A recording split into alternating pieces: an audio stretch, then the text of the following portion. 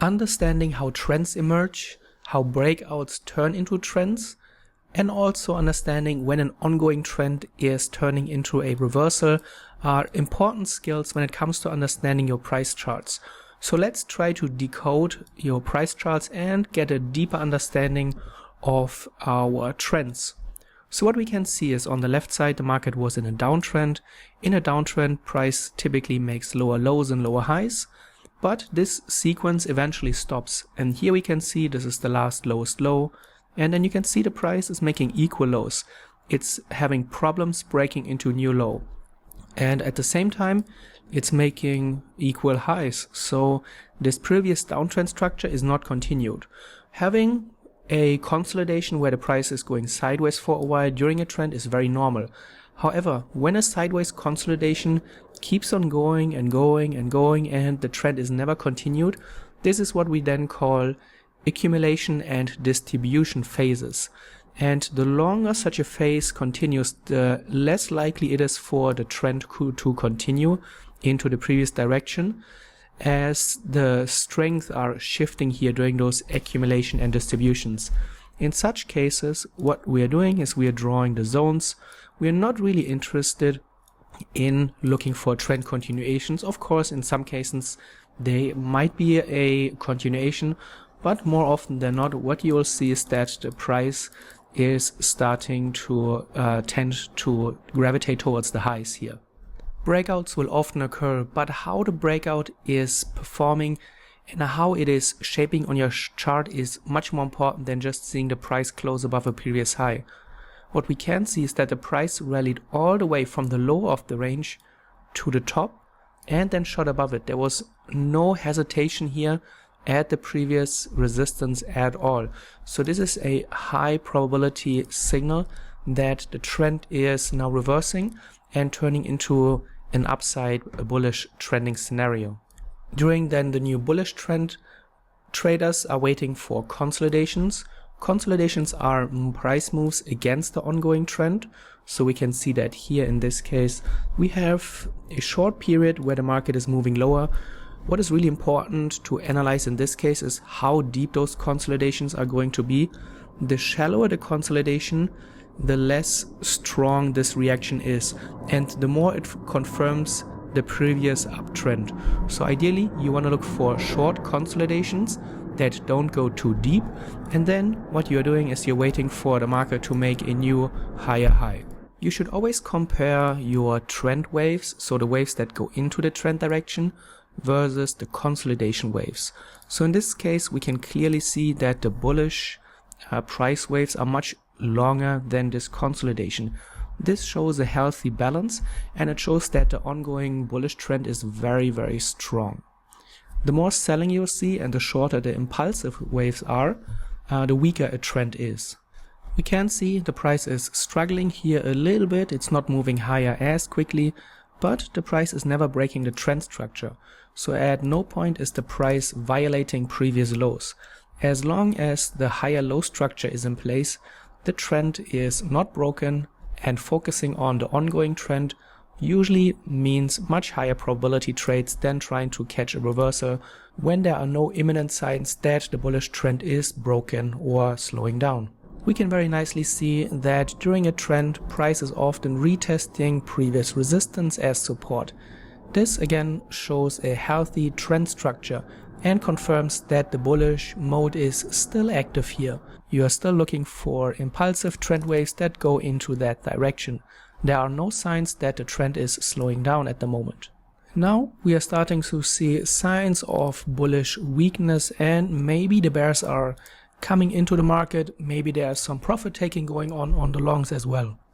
What we can also do is compare the highs. So here we have a high, right? Here we have a high, and then here we have a high, and here we have the last highest high that we can observe on this chart.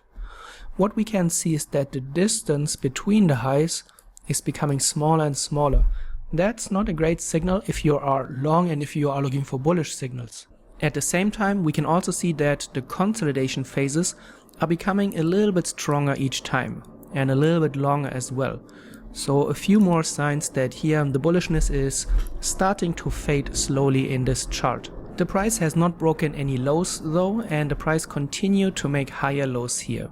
Now we have the first instance where the price is making a lower high and also we are making a lower low. So here's the first time where the price during this uptrend was able to break below a previous support level. So we are starting to see more and more bearish signs here in this chart. This is also a head and shoulder where we have the left shoulder, the head and the right shoulder here, and the price is starting to show clear signs of bearishness. As a trend rolls over and as we are now starting to shift our focus away from bullishness to a little bit more bearishness, it's important to understand that those reversals typically take some time and there's usually a lot of noise at those reversals. We can see it here as well. The trend went very smoothly, but then as the market entered here into this phase, the price action became very choppy and very noisy. So typically you want to wait out the initial top of a market and you want to see very clear signs that the powers are shifting. Typically this is very obvious, just like what we have seen here. You are starting to see large candles and large trend waves and very small consolidation waves. This is the hardest part for traders because they fear that the trend is going to take off without them. But this is never the case and you typically have very clear, obvious situations later as the trend is starting to unfold. We can now start mapping our lower highs as we can see them here. This is a very clear indication that the bears are taking over, but we are not seeing any real strength on the bearishness yet. We have here the lowest low and we have the lowest high here. Typically what you want to do is you wait for a very clear, strong candle signal that there's momentum coming into the market, just like what we had here on the left when the trend rolled over and started the bullish trend. And we get the candle signal just shortly after. So you can see there's a lot of noise, a lot of volatility as the trends are changing. You have here this huge volatility spike, and then here we have our signal candle, the big candle that shows we are breaking into fresh lows. And now we finally have here the seller balance that is shifting, and we are now completely pushing out all the bulls in the market. And that's when trends really start accelerate to the downside. Again, you don't have to worry and you don't have to try to be the first to get in somewhere here in this very noisy phase. When we look here and zoom out, typically you have a lot of room here when you look to the left.